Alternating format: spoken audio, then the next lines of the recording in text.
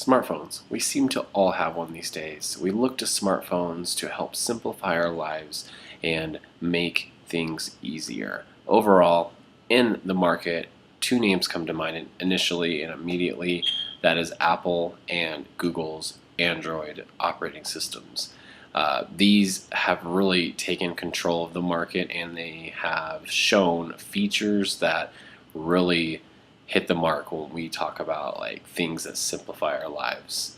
Through that, we gather details as consumers and we think about like what would be best for us.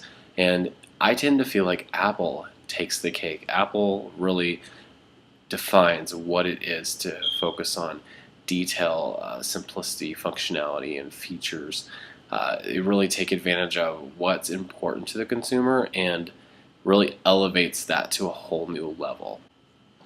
As a consumer, I really like to focus on three specific areas, and with Apple, they really take the cake as far as design, features, and functionality. Through design, they really take the time, and you'll see it in their communication in their videos to consumers, where they really talk about the passion they have for the design of their software and their hardware. Within software, they really focus on the attention to detail. That's really the bulk of what the user will be experiencing, and focusing on the character lines and how everything is visually appealing to the consumer.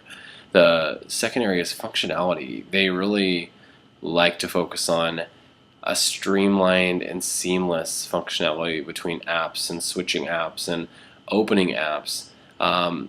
Each iteration of that needs to be perfect to really live up to Apple standards, and that says something about their overall vision as an organization. They really take advantage of the time they have in refining the products they roll out to consumers. With features, thinking about apps, applications have become huge, and it's something that really allow to make our lives easier and create that simplistic way of maybe checking our balances in our accounts or doing different things like that.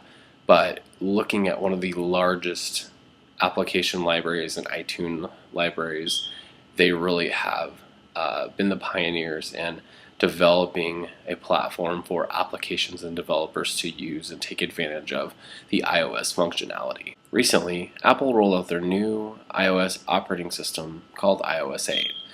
With that, they actually implemented many new features that draw on user feedback and looking at market analysis and drawing on what features are out there on other smartphones and what can they refine. That's kind of Apple's philosophy, or basically the perception of what Apple does.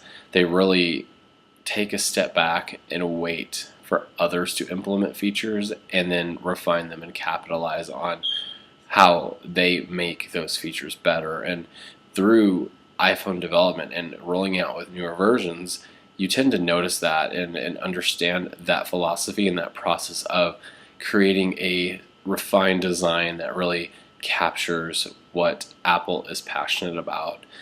Through that, iOS 8 again just shows how great Apple has really invested countless hours into development of making a simplistic design that works for consumers, that is tailored to many different people, and is option oriented, where you may have a scenario that you need something done, and there's many features in there where you can actually take advantage of certain things like Passbook or using Siri to as like a personal assistant. I mean, it's great to be able to have many different features to choose from when you need them. More than likely, you've already heard someone speak about their Apple device and talk about why they bought a new iPhone. And really, Apple is known for their design, their functionality, and their features. They really take refinement to a whole new level, and it allows them to market